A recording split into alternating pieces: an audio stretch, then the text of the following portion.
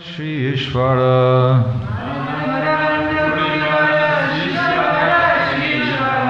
Nityananda Shri Advaita Vibhu Ishvara Puri Ke Danya Korilen Shri Chaitanya Jagat Guru Gaura Mahaprabhu Madhavendra Puri Bada Sisya Bada Shri Ishvara Nityananda Shri Advaita Vibhu Ishvara Puri Ke Danya Korilen Shri Chaitanya Jagat Guru Gaura Mahaprabhu.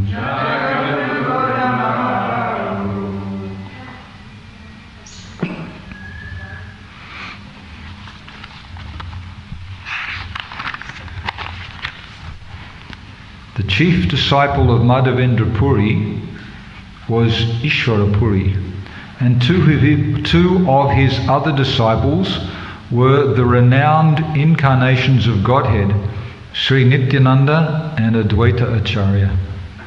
Sri Chaitanya Mahaprabhu, the spiritual preceptor of all the worlds, made Ishvara Puri greatly fortunate by accepting him as his spiritual master. Please repeat. The chief disciple of Madhavendra Puri was Ishvara Puri, and two of his other disciples were the renowned incarnations of Godhead, Sri Nityananda and Advaita Acharya. Sri Chaitanya Mahaprabhu, the spiritual preceptor of all the worlds, made Ishvara Puri greatly fortunate by accepting him as his spiritual master.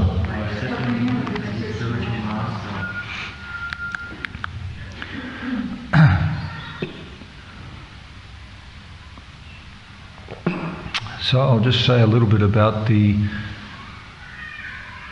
position of Madhavendra Puri in our disciplic succession, and then I'll go on to relate some of the activities of Madhavendra Puri, and then specifically the chapter 4 from the Madhya Lila, which is entitled the glorious devotional service of Madhavendra Puri. We'll discuss that. So, Omigyan Timarantasya Gananjana Shilakaya Chakshushun Militam Jena Tasmai Shri Guruve Namaha Vanchakalpaturubhyascha Kripa Sindhubayavacha Patitanam Pavanebhyo Vaishnavebhyo Namo Namaha Shri Krishna Chaitanya Prabhu Nityananda Shri Advaita Gadadha Shiva Sadi Gaura Bhaktivinoda Hare Krishna Krishna Krishna Hare Hare Hare Rama Rama Rama Hare Hare.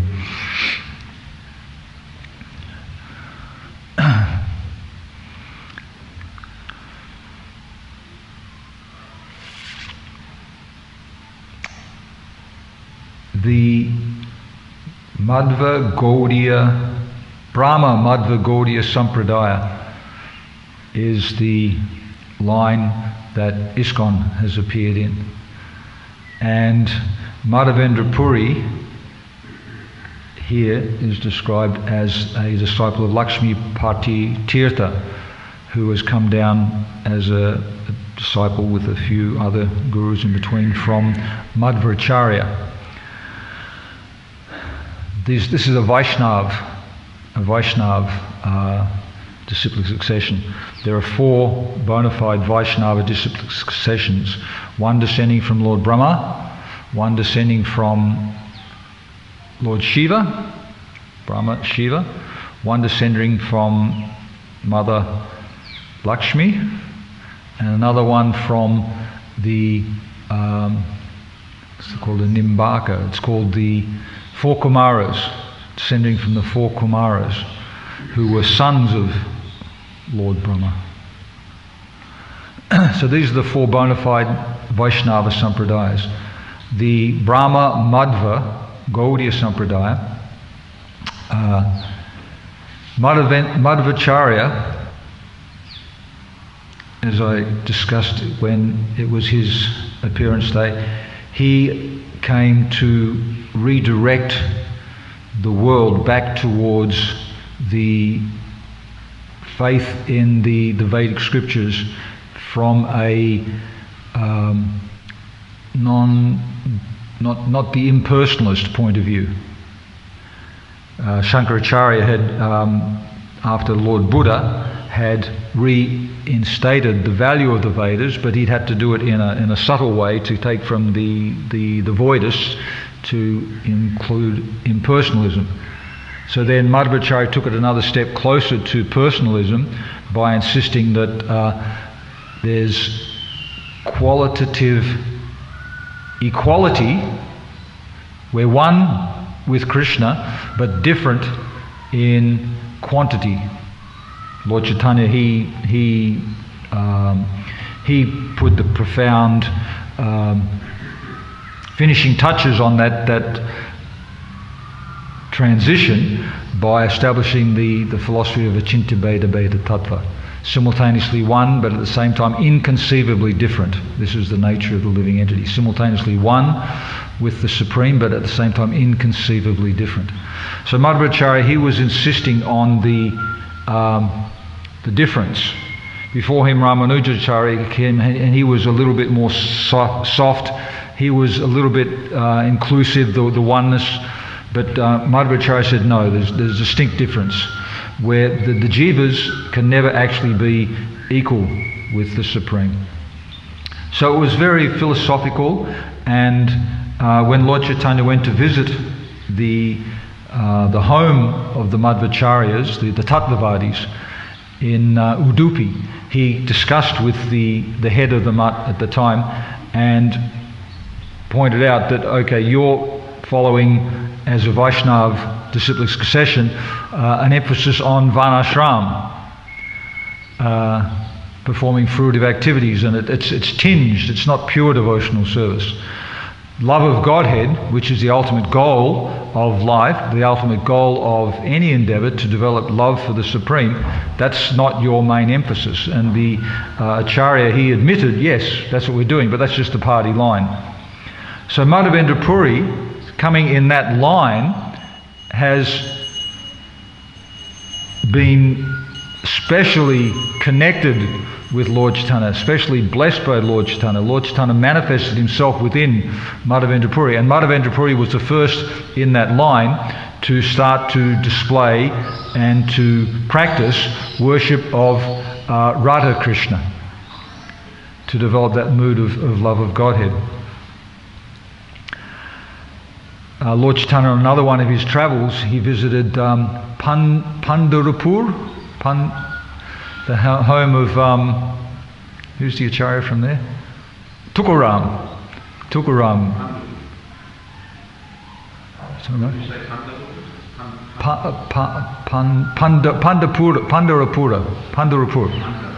Pandharpura. So there he had lunch at the house of a Brahmana, and there was another devotee there who was named Sri Rangapuri, and Sri Rangapuri was a disciple of Madhavendra Puri. And Lord Chaitanya, he'd been travelling around because his brother, Lord Chaitanya's brother, Lord Chaitanya's Vishwarup was his brother. He took sannyas, he became Sankararanya. He's non-different from Lord Chaitanya. He's also the Supreme Personality of Godhead. He's a manifestation of Lord Nityananda. So he left home. Mother Sachi was greatly bereaved that her son had taken sannyas. At that time she committed an offence against Advaita Acharya, thinking that he had unfairly influenced her son. So Lord Chaitanya, he was looking for Vishwarup, his brother. At the house of this Brahmana in Pandharpur, he met Sri Rangapuri, who was a disciple of Madhavendra Puri. And he related, I've heard about your brother, about Vishwarup, Shankararanya Maharaj. He achieved liberation. He achieved going back to the Godhead. He's left this world. And then he also said, after spending some time with Lord Chaitanya, I recall visiting Navadvip, and we came to the house of Jagannath Mishra and Mother Sachi. I was with my spiritual master, Madhavendra Puri.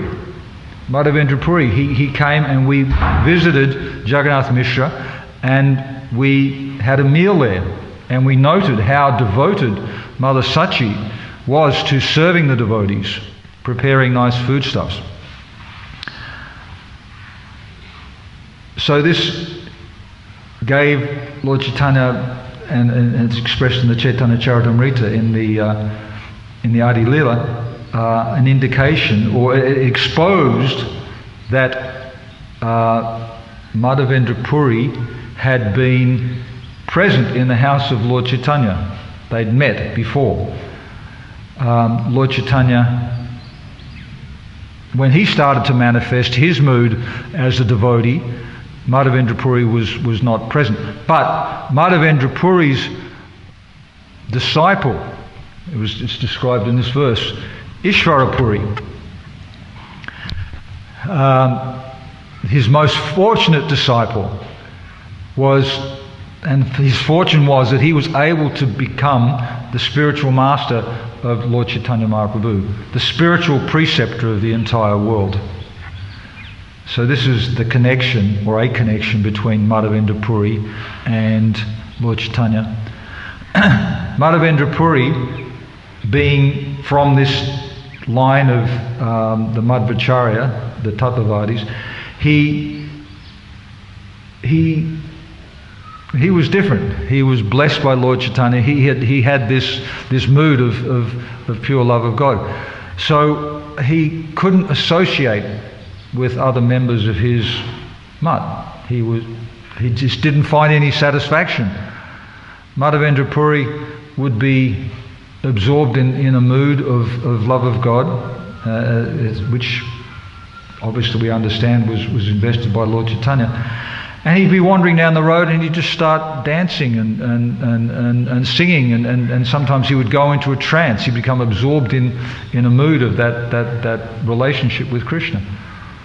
So there was nobody to relate to. He was always searching for somebody who would appreciate the Vaishnavas, who were able to discuss Krishna with him. And most of the so-called sadhus that he met, he found that they were just interested in merging into God, or into expressing their erudition, just showing off their philosophical understanding, but not actually prepared to do service to develop that loving relationship. And so then he thought, well, maybe some sannyasis, maybe I should associate with the sannyasis. And he went looking for sannyasis, and he found again that they were basically, a lot of them were atheists. A lot of them were not at that stage of developing love of Krishna. So he decided, forget it. There's no appreciation for Vaishnavas. The whole world is covered by ignorance. This situation also reoccurred in Navadvip. At the time of Lord Chaitanya, when he appeared, then he was a student, and there was not much. The devotees were in a minority, and they were not specially regarded. So it had to be the mood of pure devotional service had to be revived. So Madhavendra Puri decided that I'm just going to go and live in the forest. Why struggle? Why struggle to discover some Vaishnavas, but when I'm constantly coming up against the non-devotees or the atheists in the guise of devotees, they're not giving me any satisfaction. So at that point, when he was just about to go to the forest, by the will of Providence, he met Sri Advaita Acharya. And Sri Advaita Acharya, he was in a similar mood. He called down Lord Chaitanya. He discovered, or he decided that there was no hope for the mass of people in this age, because they had lost contact with the pure teachings of Lord Sri Krishna. So he sat down and he was worshipping his shalagram on the banks of the Ganges with tulsi leaves and Ganges water, and loudly calling, loudly petitioning, hunkar, in a loud voice for the Lord to appear. Advaita Acharya, even though he was despondent and he was dissatisfied, he wasn't feeling any upliftment, he was still regularly holding discourses on Srimad Bhagavatam and Bhagavad Gita, discussing the pristine teachings of Krishna about pure devotional service. So Madhavendra Puri, he came into contact with Advaita Acharya, and Advaita Acharya immediately recognized the spiritual perfection of Madhavendra Puri, and he became very inspired, and he very soon requested Madhavendra Puri Goswami if he would accept him as his disciple. They spent the first night together, just all night discussing Krishna Katha, just absorbed in each other's association. And eventually, even though they were spiritually equal, and Advaita Acharya, as described in this verse, is one of the renowned incarnations of Godhead, he took initiation from Madhavendra Puri. Lord Nityananda also travelled and came in contact with Madhavendra Puri Goswami, and he also accepted initiation from him. Madhavendra Puri, he was very renounced, satisfied from his service to Krishna, from his devotional service, from his absorption, from hearing and chanting. He didn't endeavour to get any food. He had adopted a mood which the Paramahamsas, the renunciates, take of ajagara vritti, I think it's called. Ajagara. Ajagara means a python, the mood of the python. In Narada Muni, he met such a sadhu who was adopting that vrata. He was this sadhu was just lying on the ground, and he would just stay on the ground, lie on the ground. He wouldn't go off to answer a call of nature. He would just everything was there. And Narada Muni, he observed him and said, "You're just lying here. Well, how do you survive?" And he said, "Well, I'm taking that vow of just like the python. If anything walks into my mouth, then I'll eat it." Actually, I was in the forest on the other side of the hill, maybe 20 kilometres away, staying in the forest, and there was a little hut. I was staying there. And I was just sitting down on the front veranda one morning, and I heard some noise, and I saw this family of kangaroo rats, mother, father, and baby. And then suddenly there was this flash out of this huge python just bolted out and grabbed baby. And then for the next 2 hours just lying in the middle of the path with baby in his belly, just digesting him. Just lying there and digesting and absorbing. So this sadhu had adopted that mood. He wasn't going out and attacking people, but Narada Muni said, "How do you sustain yourself?" And he said, "Well, I just lie here and whatever people come and give, then that's what I eat." And he was very fat and happy and satisfied. So obviously it was working. So Madhavendra Puri had adopted a similar vrata, that he was not he just accepted that Krishna would maintain him. Shivananda Sain, at one stage, he also had Lord Chaitanya in his house, and Lord Chaitanya said, "You've got this big household, big family." I visited a big family in Krishnanagar. We had to go and purchase wood for our furniture, our construction. Dilip Kumar, he was the wood merchant. And one time we went to his house, and you go in through the door, and it opens into a courtyard. And within the courtyard, there were a dozen women, grandma and mother and her sisters and other family, and they were just sitting around all day and doing the household chores, and he was maintaining them. He had to work hard at his business, and he had to always try and get the best price. But Shivananda's saying he had a very big institution. You have a house with a courtyard in it, and there's the women's quarters and the inner quarters, and the women are protected and supported, and the men will do their work. Shivananda's saying he was in such a situation, he maintained such a big institution.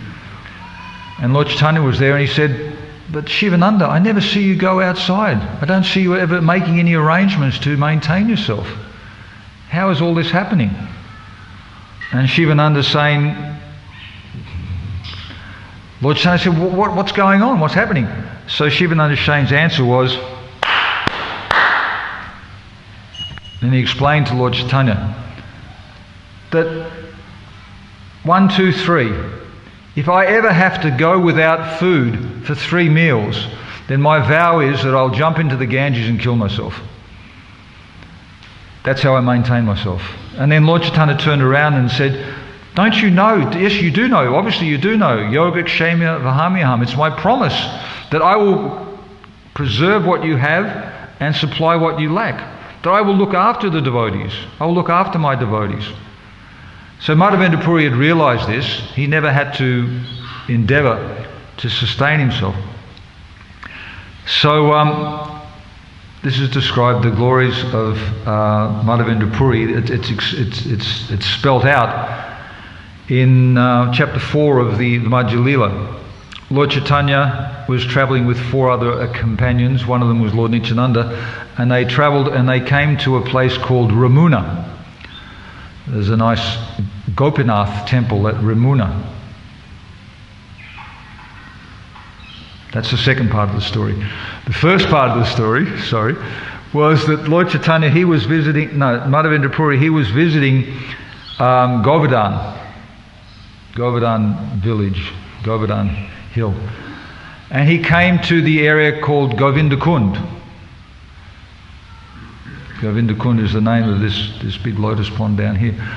Govindakund. And he was sitting on the side of Govindakund, and he was travelling in Vrindavan, in the area of Govardhan, and he was just hearing and chanting. He was sitting down, not needing to ask anybody for food. He was sitting down, chanting, and then suddenly this little boy appeared with a pot of milk. And he said, "Maharaj, why are you not eating? Why are you not asking for food? I brought you some food. Nobody in my village fasts. If they're fasting, I will supply them food. Here, there's this milk." And Madhavendra Puri turned to him and said, "Well, who are you? Where have you come from?" And he described, "Well, I'm here because some of the ladies who came down to the Govindakund, they noticed you sitting here, and they told me, and they supplied me with the milk to give you the milk." So then the little boy made an excuse, "I've got to go and milk the cows myself." So Madhavendra Puri drank the pot of milk and washed the pot and put it there, and he thought that the little boy was going to come back, and he was waiting expectantly, looking up the path for the boy to come back to get his pot back, but he didn't come back. So Madhavendra Puri just had his milk, and he just kept on chanting and chanting and chanting and chanting. And towards the end of the night, he drifted off into internal consciousness. His external consciousness wasn't so powerful. And he had a dream. In that dream, the very same boy came up to him and took him by the hand and led him into the jungle and said, I've been left in this bush. I'm suffering from the cold and the rain, and I'm hungry. Please come and rescue me. get the villagers to come together and to save me, to excavate the jungle and to take me away from here. And he explained that he was Gopal. Actually, he was Govardhana Dari. He was the master of this area. And once the Muslims, they came and attacked the area, so the Pujari hid the deity in this bush. And he'd been there for many, many years. So Madhavendra Puri returned to external consciousness, contemplated his dream, and then he realized, hey, that was Krishna. Little boy, that was Krishna. And he fell on the ground and he started lamenting, and then he shook himself and said, well, I better do what he's promised me. He's given me an instruction. So he went into the local village and he called all the villagers together and he described the situation. So you've got to get some big choppers and some spades and come with me, and we're going to go and find Krishna. Because the jungle is so overgrown. So they got in there and they chopped their way through it, and they came to this bush, and lo and behold, there was Gopal.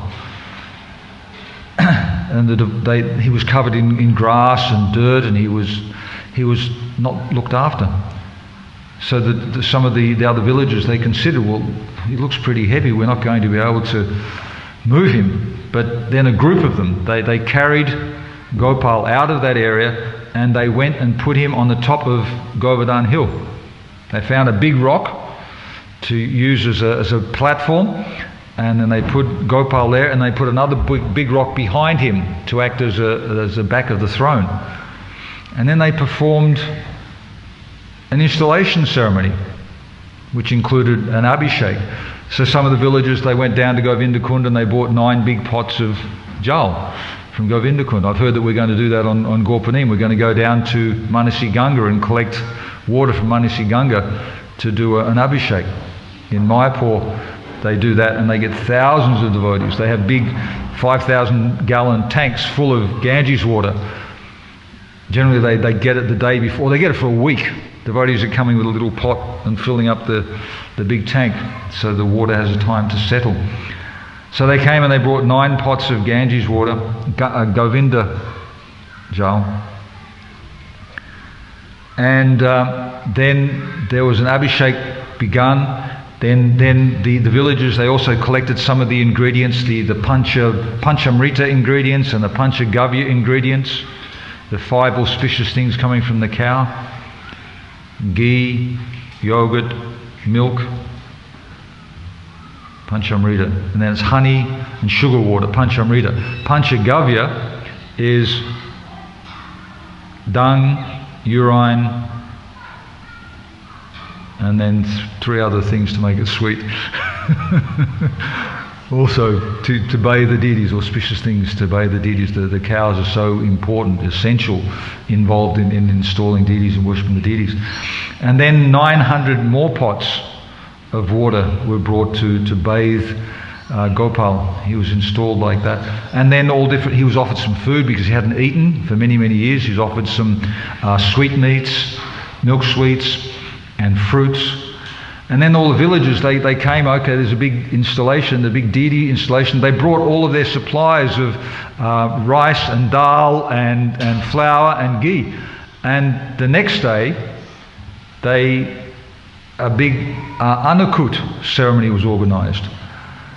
And they prepared a big mountain of rice and dal and vegetables, and then everybody was involved in wonderful kirtans. At that night, the night before, Madhavendra Puri offered a new bed to Gopal with a straw mattress, and then on top of the platforms of the bed, he put another straw mattress, and that was the temple for Gopal on the first night. The villagers came, they made the big feast the next day. Then some wealthy merchants from Mathura heard about the procedure, and they came and they were offering all sorts of gold and jewellery. And then all of the villagers, they gave 1 cow, so the property of Gopal increased. And a big landholder built a temple for Gopal. The villagers from another village, they decided, we want to have the same ceremony. So they brought all of their supplies, and again there was a big festival, and continued on for day after day after day. So Gopal, he was there, and he was being worshipped. Madhavendra Puri, he after all of the Anakut ceremonies, then a couple of renounced brahmanas from Bengal appeared, and he initiated them as Vaishnavas so they could be engaged in the regular worship of the deity. Prabhupada makes a point in the purport there that Brahmana means clean, punctual, but unless they have the Vaishnava initiation, then they're not qualified, they're not capable of actually worshipping the deity. So he initiated them as Vaishnavas, and they maintained the deity worship. And then for 2 years the deity worship was going on there. Madhavendra Puri was staying there. And one night he had another dream. And again Krishna appeared in his dream, and he said, "Maharaj, I'm hot. I was in the jungle for so long, and I was subjected to the weather conditions. I'm cooking inside, I'm hot. Please bring me some sandalwood to smear my body." When we do the Sudarshan Homa in Mayapur, there's a huge fire pit, probably a couple of meters by a couple of meters, and the fire reaches the ceiling, and the devotees who are throwing the different ingredients into the fire are close to the fire.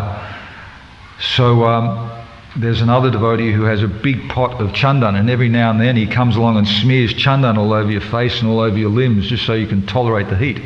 Because real chandan, when you smear it on your body, it cools. It has a very cooling effect on it, and it smells amazing. So Gopal was requesting Madhavendra Puri to collect sandalwood. And in order to get sandalwood, he had to travel from Govardhan Hill, Vrindavan, across to Malaya, to the Malaya Hills, Nilagiri, which is near Jagannath Puri, because the best sandalwood is growing there. Nowadays you can grow good sandalwood in Australia. In Western Australia, I think there's sandalwood trees growing, but still it's got to be special so that it has that real fragrance. Madhavendra Puri willingly accepted from love. He felt, okay, look, my Gopal, he wants this, so he set off without a moment's hesitation and walked towards Jagannath Puri. He got to the Ramuna Temple. The Ramuna Temple, this story was then related by Lord Chaitanya.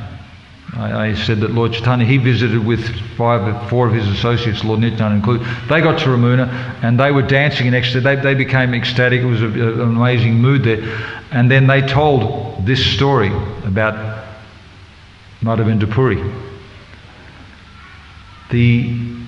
at Ramuna Temple. So Madhavendra Puri, he arrived to the Ramuna Temple, and it was just time for the afternoon offering. What's it called? The 4 o'clock? It's a Bhoga Arti, fruit offering. It's Vaidilya Arti or Sandilya Arti, one of those. So, and he noticed that this is an amazing temple. They're probably offering good food stuff there. I wonder what they're offering.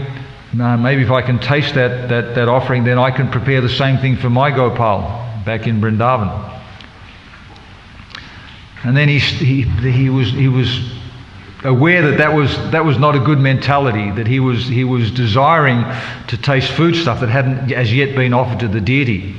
So he stayed and he observed the arti, and then he left. Madhavendra Puri left and went to a vacant marketplace nearby and chanted, adjusted his mentality. And for a devotee, you just keep chanting. There's some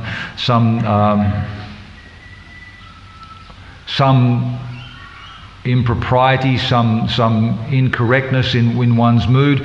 You just have to keep chanting, keep praying, try and adjust the mood. So Madhavendra Puri, he went there and he was chanting at night.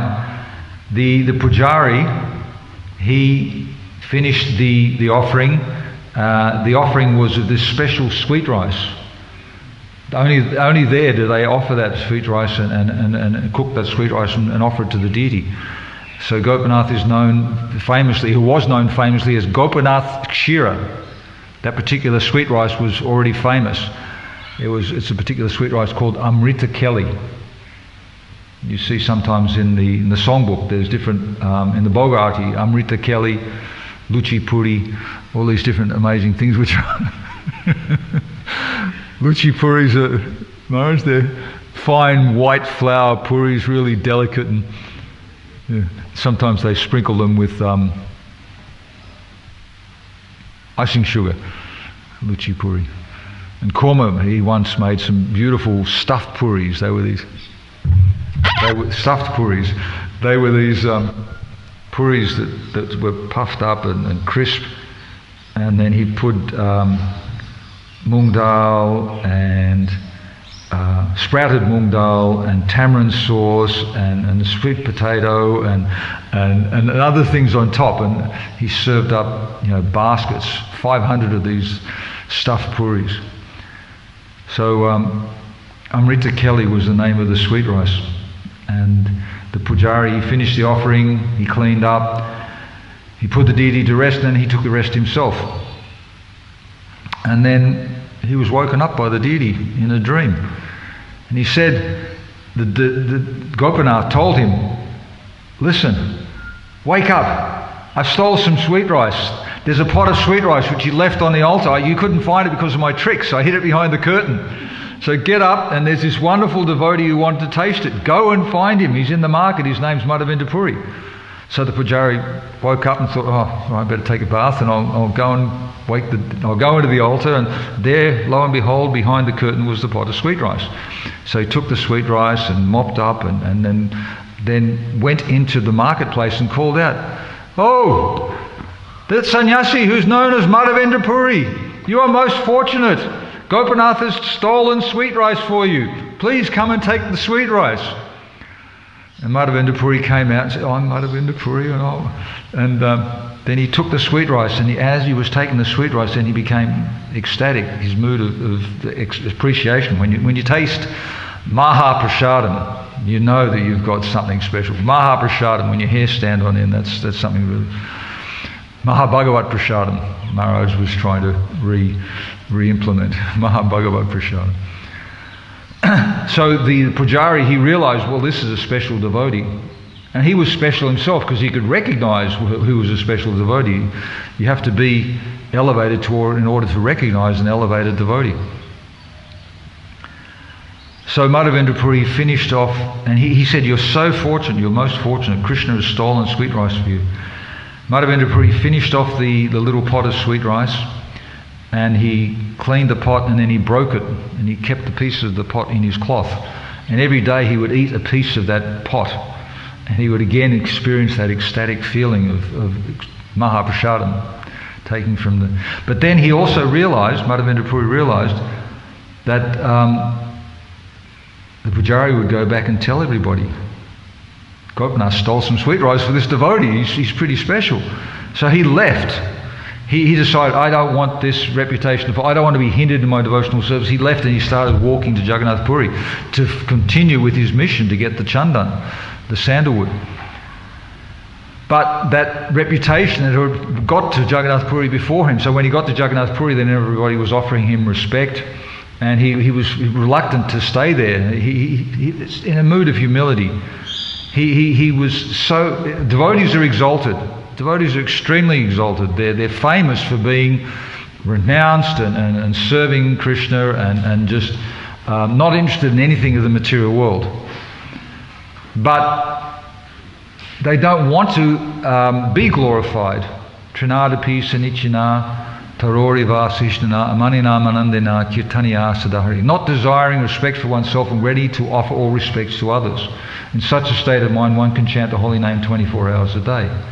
So this is the mood of the devotee. Madhavendra Puri was in that mood. He was just satisfied with his relationship with Krishna. So he thought he would leave, but then he decided, well, I can't leave because I've got a job, I've got a mission. I have to collect the sandalwood.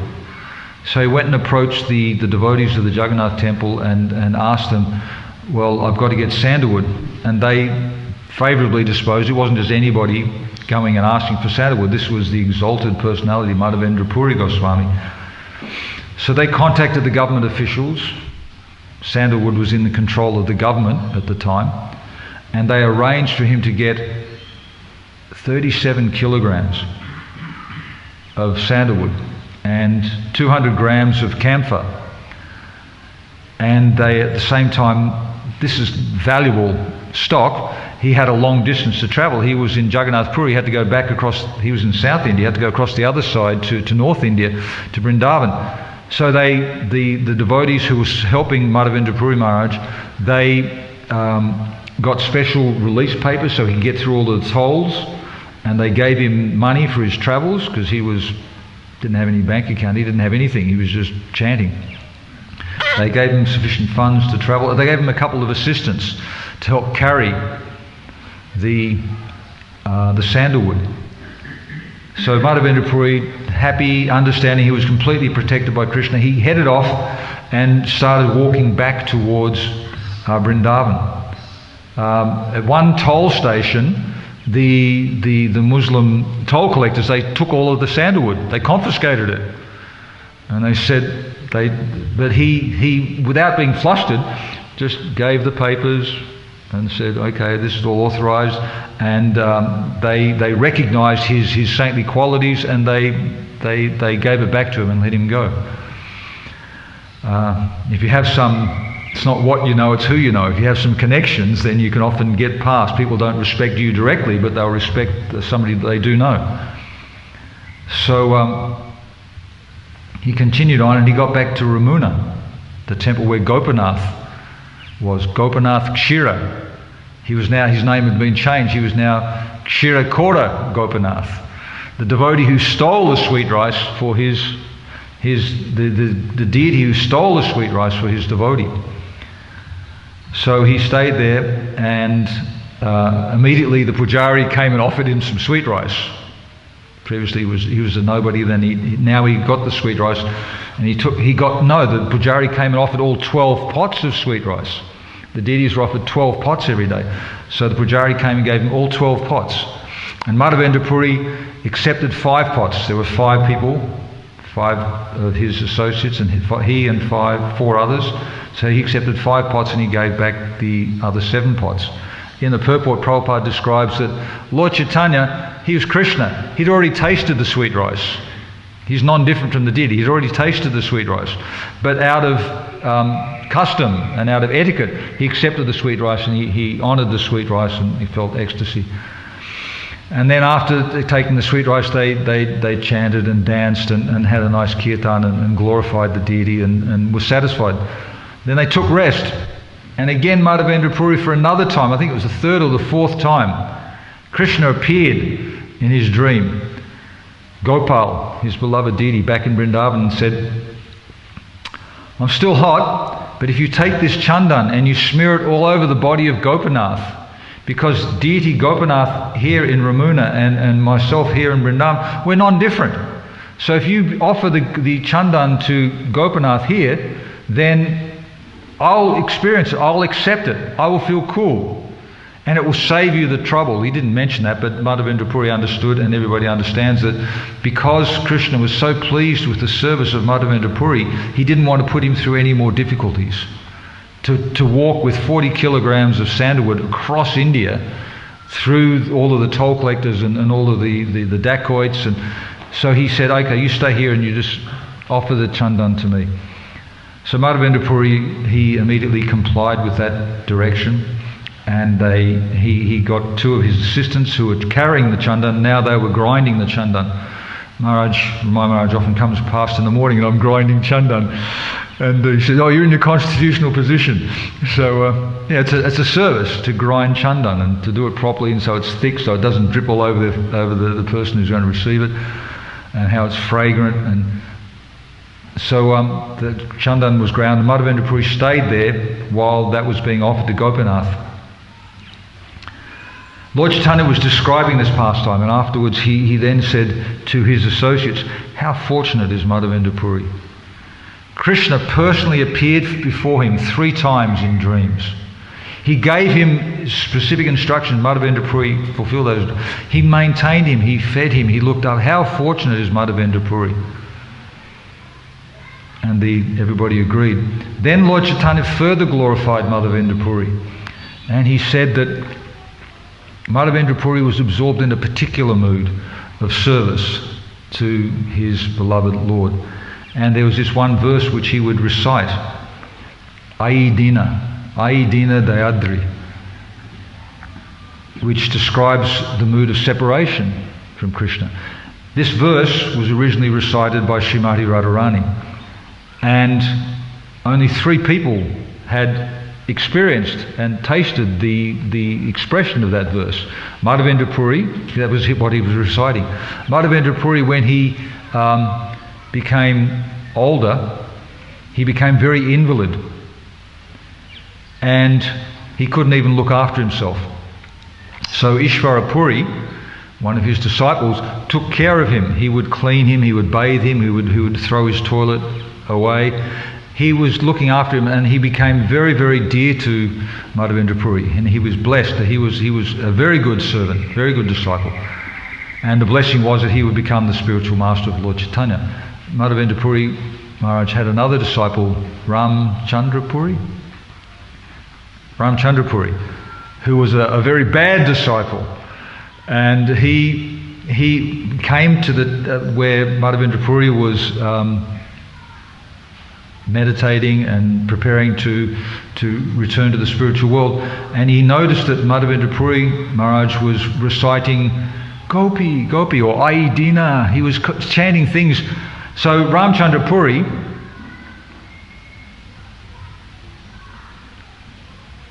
would you say foolishly blundered in and just said, Maharaj or Guru Maharaj, you're not supposed to be chanting the name of Gopi, you're supposed to be chanting the name of Krishna. And he criticized him. Madhavendra Puri said, get out of here. He condemned him. Go away. You're just a criticizer. Ramchandra Puri also, he met Lord Chaitanya, and he saw him, and he would invite him, and he would feed him all of these amazing sweets, and then he would turn around and criticize him. What sort of a sannyasi are you? You've eaten 5 times as much as anybody's supposed to. And then another time he came, he wasn't feeding him, but he saw all these ants crawling around. Look, you're just eating sweets. You're a bogus renunciate. All of these ants around. So Ramchandra Puri, he was an example of a bogus disciple, and he was condemned. He didn't get any good fortune. Ishvara Puri, he was the good disciple, and he looked after.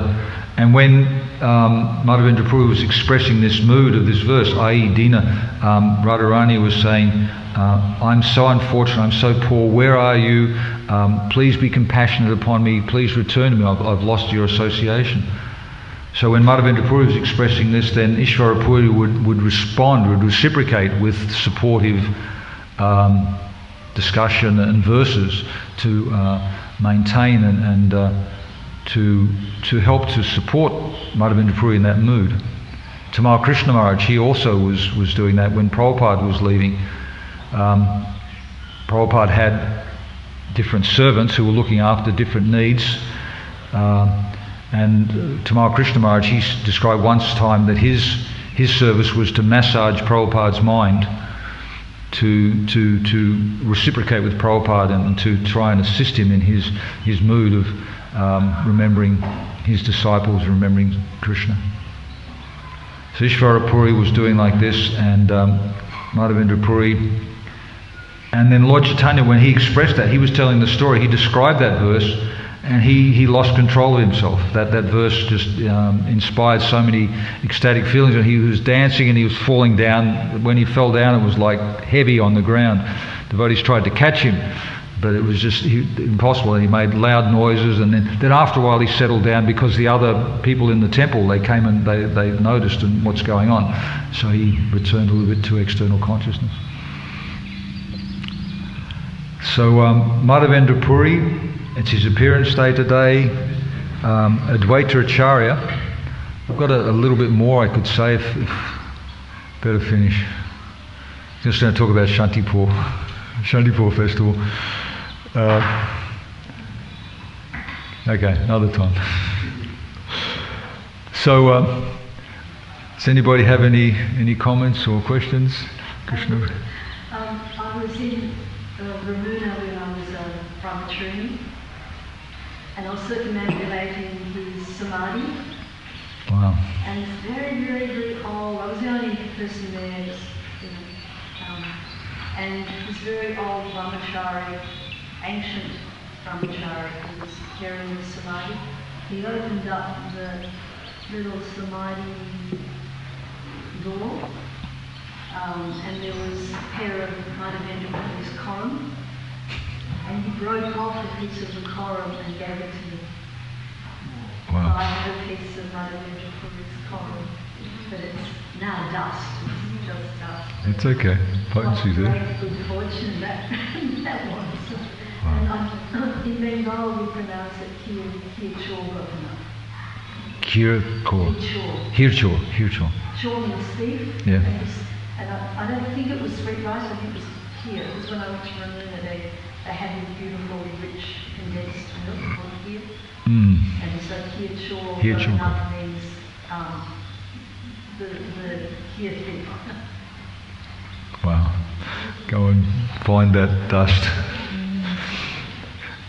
Just before Vaishnavi asked Krishna Kirtan, he named his first son, Madhavendra. Second son, Madhavendra Puri. Anything you could say? I just very attracted to that pastime. Attracted to the pastime. Mm-hmm. Sure. You mentioned about the sadhu who is performing the Ajgar Viti. Performing the, sorry? The Ajgar Viti. Ajagaraviti, yeah.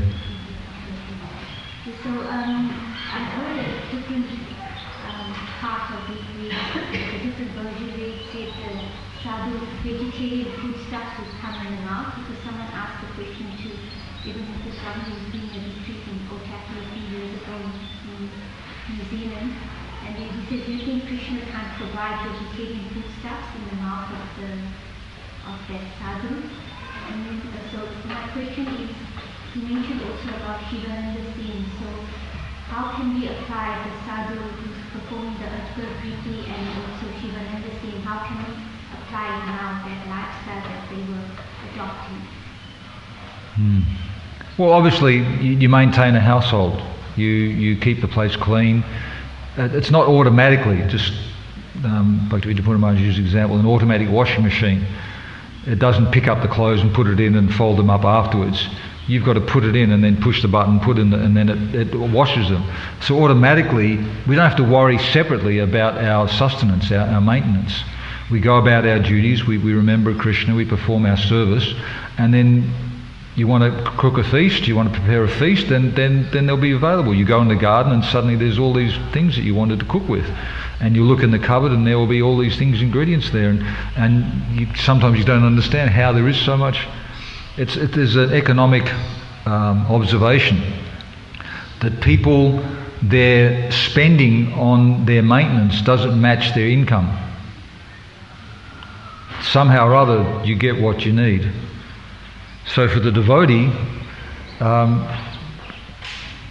Lord Chaitanya would encourage his disciples who had that mood, just chant Srimad Bhagavatam.